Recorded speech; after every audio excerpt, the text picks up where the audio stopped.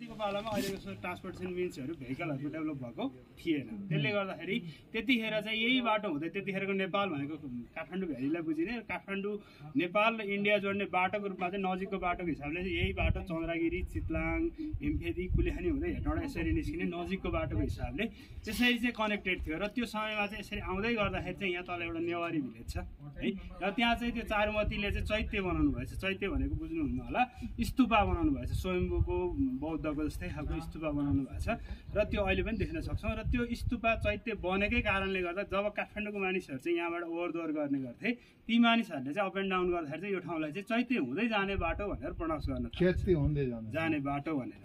र त्यो शब्द चाहिँ अब काठमाडौँको पेरिफेरीमा अलमोस्ट ओरिजिनालिटीको हिसाबले नेवारी बासिन्दा भएको कारणले गर्दा नेवारी भाषामा चाहिँ चैत्य ओने ल भन्न थाल्छन् क्या, चैत्य हुँदै जाने बाटो भन्नाले नेवारी भाषामा भन्छन्। र त्यही चैत्य ओने ल भन्ने शब्द चाहिँ चेन्जिङ हुँदै गएर अहिले आएर हामी के भन्छौँ, चितलाङ भन्छौँ। यसरी चाहिँ नामाकरण भयो। अब यो मात्रै नभएर कस्तो छ भन्दाखेरि नेपाल चाहिँ एउटा ल्यान्ड कन्ट्री छ, भूगर्भस्थित राष्ट्र, जस कारणले गर्दाखेरि यो समुद्र टच नभएको कारणले गर्दा हाम्रो देशमा यो नुनको उत्पादन हुँदैन, अहिले पनि हुँदैन।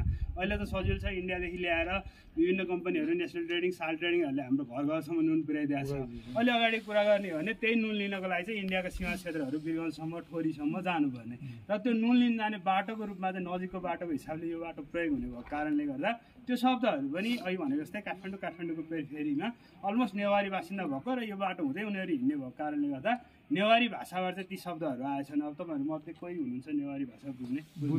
नेवारी भाषामा चाहिँ नुनलाई चाहिँ ची भन्छ, एकदम राइट एन्सर आयो, ची भन्छ। अनि त्यसै गरी बाटोलाई के भन्छ? बाटोलाई के भन्छ? त्यही भएर सी भनेको नुन भयो, ल भनेको बाटो भयो उहाँहरूकै अनुसार पनि होइन। त्यही भएर नुन लिन जाने बाटो भएर चिल भन्न थाल्छ। र त्यही चिल भन्ने शब्द चाहिँ चेन्जिङ हुँदै गएर अहिले आएर हामी चितलाङ भन्छौँ। यसरी चाहिँ हाम्रो नामाकरण।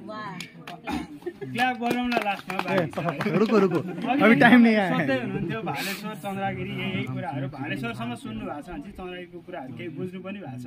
भालेश्वर भन्ने त्यो अहिले चन्द्रगिरी भनेर हाम्रो बुझाइ हो खासमा, किनभने त्यो ठुलो कम्पनी खुले चन्द्रगिरी हिल्स नाम राखेर खासमा त्यो ठाउँको ठ्याक्कै नाम भन्नु पर्दाखेरि तपाईँहरूले भनिरहनु भएको भालेश्वर है। र त्यो भालेश्वर भन्ने नाम रहनुको कारण आज भर्खरै स्वस्थानीको साङ्गे पनि छ, त्यसमा पनि व्याख्या गरिएको छ सतीदेवीको चाहिँ शरीरका विभिन्न अङ्गहरू पतन हुने क्रममा, भाल भनेको संस्कृत भाषामा निधार हो होइन, र त्यो सतीदेवीको चाहिँ निधार पतन भएको ठाउँको हिसाबले त्यसलाई भालेश्वरमा अझै भनिन्थ्यो। हामी सानो हुँदामा होलीको बेलामा मेला लाग्थ्यो, एउटा डाँडो जस्तो मात्रै थियो, पछि त्यो कम्पनी मान्छे प्रायःको बुझाइ चन्द्रगिरी हिल्स भनेर चन्द्रगिरी भन्ने त्यही हो भन्ने भयो। खासमा चन्द्रगिरी त्यो भालेश्वर भयो, र चन्द्रगिरी भनेको चाहिँ कुनै पोइन्टको नाम नभएर यो डाँडाको रेन्जको नाम हो क्या है। तपाईँहरू अहिले पनि मजाले हेर्न सक्नुहुन्छ, यो पुरै रेन्ज हेर्नु भने बुझी पनि हाल्नुहुन्छ।